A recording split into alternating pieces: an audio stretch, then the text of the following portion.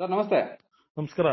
Sir ಈಗ ಆ, ರಾಜ್ಯ ಸರ್ಕಾರದ ಬಜೆಟ್ ನಲ್ಲಿ ನೆಲಮಂಗಲ ಮತ್ತು ದೊಡ್ಡಬಳ್ಳಾಪುರ ಕೆರೆಗಳಿಗೆ ಋಷಭಾವತಿಯಿಂದ ಹರಿಸ್ತೀವಿ ಅಂತ ಹೇಳಿ ಸರ್ಕಾರ ಅನುಮೋದನೆ ನೀಡಿದೆ. ನೀವು ಕೂಡ ಹೋರಾಟ ಮಾಡ್ತಿದ್ರಿ, ಇತ್ತೀಚೆಗೆ ಶಾಸಕರು ಭರವಸೆ ಕೊಟ್ರು ಅಂತ ಹೇಳಿ ಹೋರಾಟವನ್ನು ಕೂಡ ಕೈ ಬಿಟ್ಟಿದ್ರಿ.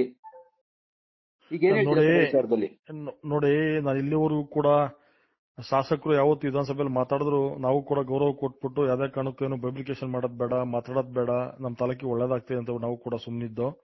ಮೊನ್ನೆನೂ ಕೂಡ ಕೆಲವು ಜನ ಹಾಗೆ ಹೀಗೆ ಏನೋ ಡೀಲ್ ಆಗ್ಬಿಟ್ಟದ ಹಂಗೆ ಅಂತೆಲ್ಲ ಮಾತಾಡಿ ನಮ್ಮೆಲ್ಲ ಇಲ್ಲೂ ಸಲದ ಆರೋಪಗಳನ್ನು ಕೂಡ ಮಾಡಿದ್ರು.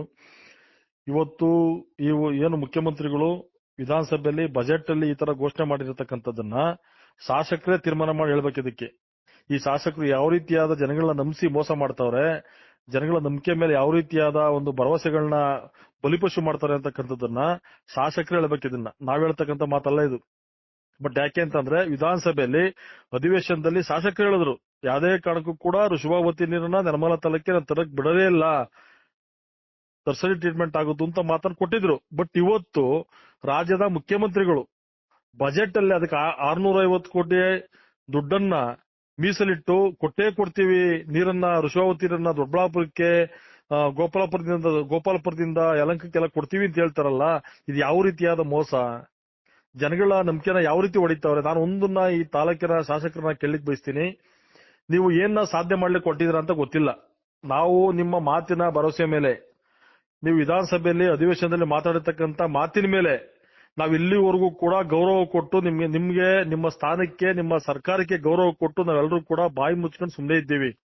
ಬಟ್ ಇದನ್ನೇ ಕಂಟಿನ್ಯೂಟಿ ಮಾಡಿದ್ರೆ ಯಾವ ಪುರುಷಾರ್ಥಕ್ಕೋಸ್ಕರ 650 ಕೋಟಿ ದುಡ್ಡನ್ನ ಹಣನ ಬಿಡುಗಡೆ ಮಾಡಿಸ್ತಾ ಇದ್ದೀರಾ ರಾಜ್ಯದ ಮುಖ್ಯಮಂತ್ರಿಗಳ ಕಡೆಯಿಂದ ಅಂತ ಹೇಳ್ಬಿಟ್ಟು ನಂಗೆ ಹೇಳ್ಬೇಕು. ಇದನ್ನ ಈ ತಾಲೂಕಿನ ಜನತೆಗೆ ಹೇಳ್ಬೇಕು.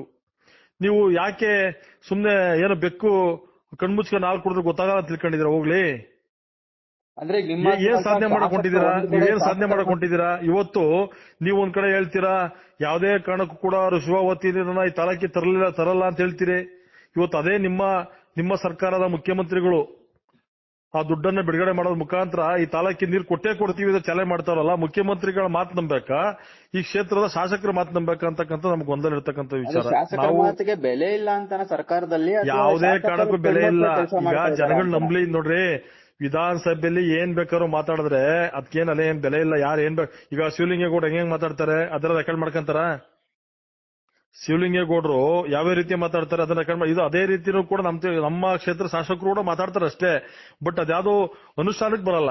ಅದ್ಯಾವುದು ಕೂಡ ಅನುಷ್ಠಾನಕ್ಕೆ ಯಾವುದೇ ಕಾರಣಕ್ಕೂ ಬರಲ್ಲ. ಸುಮ್ನೆ ಮಾತಾಡಬೇಕು, ತಾಲೂಕಿನ ಜನಗಳ ಮುಂದೆ ತೋರ್ಸ್ಕೊಬೇಕು. ನಾನು ಕೂಡ ವಿಧಾನಸಭೆಯಲ್ಲಿ ಇದ್ದೀನಿ, ವಿಧಾನಸಭೆಯಲ್ಲಿ ಮಾತಾಡ್ತಾ ಇದ್ದೀನಿ, ಈ ತಾಲೂಕಿನ ಜನತೆ ಪರವಾಗಿದ್ದೀನಿ ತೋರ್ಸ್ಕೊಳ್ಳೋಕೋಸ್ಕರ ಮಾತು ಎಲ್ಲರೂ ಕೂಡ ಮಾತಾಡ್ತಾರೆ. ಬಟ್ ಯಾವ್ದು ಅನುಷ್ಠಾನಕ್ಕೆ ಬರೋದೇ ಅದು ಕೊಟ್ಟು ಮಾತೇನಾಯ್ತು ಇವತ್ತು? ಈಗ ವಚನ ಭ್ರಷ್ಟ ಆದ್ರೆ ನೀವು ಇವತ್ತಿಡೀ ತಾಲೂಕಿಗೆ ನಾನು ಯಾವುದೇ ಕಾರಣಕ್ಕೂ ಕೂಡ ಋಷಭಾವತಿ ನೀರು ಬಿಡಲ್ಲ ಅಂತ ಹೇಳಿದ್ ನೀವು ನಿಮ್ದೇ ಸರ್ಕಾರದ ಮುಖ್ಯಮಂತ್ರಿಗಳ ಕಡೆಯಿಂದ ಬಜೆಟ್ ಅಲ್ಲಿ ಹಣ ಘೋಷಣೆ ಮಾಡಿಸ್ತೀರಿ ಅಂತಂದ್ರೆ ಇದಕ್ಕೆ ಏನ್ ಹೇಳ್ತೀರಿ? ಇದಕ್ಕೆ ಏನ್ ಆನ್ಸರ್ ಮಾಡ್ತೀರಿ ನೀವು? ಇದಕ್ಕೆ ಈ ತಾಲೂಕಿನ ಜನತೆ ಉತ್ತರ ಕೊಡ್ಬೇಕು ನೀವು. ನಾನು ಈ ತಾಲೂಕಿನ ಜನತೆ ಕೇಳೋದಿಷ್ಟೇ, ನೋಡಿ, ಶಾಸಕರು ಕಣ್ಣ ಮುಚ್ಚಲೆ ಆಟ ಆಡಿ ಹೆಂಗೋ ಬಂದಿದ್ದೀನಿ, ಹೆಂಗೋ ಹೋಯ್ತೀನಿ, 5 ವರ್ಷ ಇರ್ತೀರ ಅಷ್ಟೇ, ಬಿಟ್ಬಿಟ್ಟು ಇಲ್ಲಿ ಏನೋ ಮಾಡ್ಬೇಕು ಅಂತ ಪ್ಲಾನ್ ಮಾಡವ್ರೆ. ನಿಮ್ಮಲ್ಲೆಲ್ಲ ಕೈ ಜೋಡಿಸಿ ಮನವಿ ಮಾಡ್ತೀನಿ, ಋಷಭಾವತಿ ನೀರು ವಿಚಾರ ಅಂತ ಬಂದಾಗ ದಯಮಾಡಿ ಅವಕಾಶ ಮಾಡ್ಕೊಡ್ಬೇಡಿ.